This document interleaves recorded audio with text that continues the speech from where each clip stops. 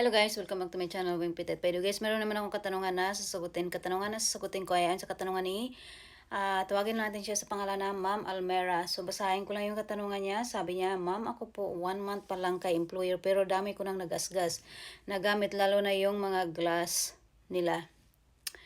Pwede po ba ako mag-request sa employer ko na ibalik na lang po ako sa agency? May babayaran ba ako, ma'am? Okay. Ma'am, hindi ko i-advise siya na yan yung gawin mo kasi ang baba ng rason. Yung rason mo para magpabalik ka sa agency or para i-break mo yung 2 years contract mo ay dahil lang sa nakagasgas ka.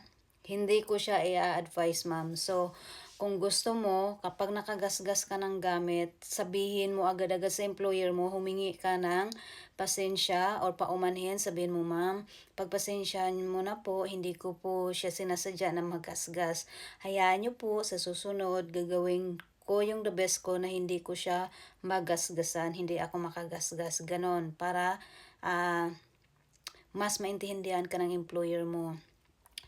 Tapos sabi mo dito, pwede ba ako mag-request sa employer ko na ibalik na lang po ako sa agency?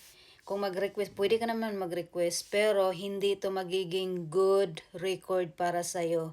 Kasi ang baba ng rason na para isauli ka niya sa agency, at saka ang pagkaalam ko kasi, kung meron kayong mga salary deduction na, hindi din yan basta-basta lang na magsasauli yung employer mo sa agency ng kanyang kasambahay. Kasi meron yan silang sinusunod. Dapat merong nalabag na nakalagay dun sa kontrata nyo. Kumbaga, dapat mayroon kang ginawang against the law. Ganon, bago kanila isauli sa agency para humingi sila ng kapalit mo. Kasi meron din dapat silang susundin na mga guidelines na ganon bago sila makasauli ng aplikante, or else kung isasauli ka nila tapos wala ka namang nilabag na against the law, merong tendency na hindi sila mabigyan ng kapalit mo. So, ang tanong mo kung meron ka bang babayaran. Kung ikaw yung magpapasauli tapos ito lang yung rason mo, yung agency mo, meron yan silang i-deduct sa'yo uli na another month kung makakahanap ka ulit ng panibagong employer. Sabihin na natin second employer. Pero para sa akin, hindi ko nga i-advise sa'yo kasi yung rason mo lang naman ay nakagasgas ka. So, ano naman ngayon, kung nakagasgas ka, at saka kung hindi mo naman yan sinasadya, di hindi dapat isisi yan sa'yo. Ang magagawa mo na lang dyan ay gawan mo ng paraan na sa susunod, hindi mo na magasgas ulit yung mga gamit nila. So, para sa akin, ma'am, hindi ko siya i-advise sa'yo. At saka kung may pababayaran ba yung agency mo, malamang meron. Meron silang sisingilin. Sisingilin kanila. Kasi hindi rin kasi basta-basta lang yung binayaran ng employer mo sa'yo bago kanila madala sa bansang pinagtatrabawan mo ngayon. So, malaki talaga yung mga nagastos ng employer. So, ipagpatuloy natin, ha. Sabi mo, or pag binalik ba ako sa agency, makakahanap ulit ako ng employer? Makakahanap ka ng employer kung imamarket ka ng agency mo. Pero ang tanong, kung ang rason mo bakit ka nagpabalik sa agency ay nang dahilan dito sa nagasgas yung gamit, medyo hindi siya magandang rason. So, may tendency na mahirapan ka na makahanap ng employer kasi takot na baka yung ibang employer takot na i-hire ka kasi nga nang dahil sa ganitong rason lang. So, pagpatuloy natin, nahihiya po ako sa employer ko dito sa Malaysia. Ma'am, wag mong i-advise ko sa mga worker or sa mga first timer na mag-abroad. Dapat bago tayo umalis ng bansa o bago tayo mag-flight or sumakay sa eroplano, yung hiya natin, dapat hindi na natin yan dinadala sa bansang pupuntahan natin. Iiwan na dapat natin yan sa bahay natin or sa Pilipinas or doon sa upuan sa airport sa Pilipinas. Bakit? Dapat ang dala-dala natin ay dapat meron tayong makapal ang pangunawa, makapal ang pangintindi, makapal ang pasensya, makapal ang pakikipaglaban sa mga karapatan natin, makapal ang kung paano tayo magtrabaho. Ganun na dapat yung mga dala-dala natin. Yung hiya, dapat hindi na natin yan dinadala sa bansang Pilipinas.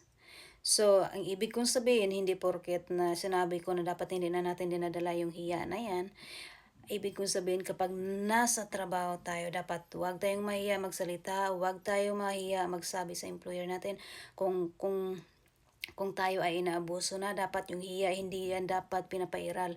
Hindi tayo sinasahuran, hindi tayo pinapakain ng maayos. Yang hiya na yan, hindi na dapat ginagamit yan or hindi na natin dinadala yan. So, huwag kang mahiya kung ikaw ay nakagasgas ng gamit ng dahil lang sa paglilinis mo o pagtatrabaho mo kung hindi mo naman siya sinasadya na magasgas yan. Normal lang talaga na magkakaroon tayo ng pagkakamali. Pero hindi naman siguro sa lahat na bagay ay paulit-ulit lang natin gawin yung mali natin, 'di ba? So gumawa tayo ng paraan para hindi natin maulit yung maling nagawa natin. So sana ma'am,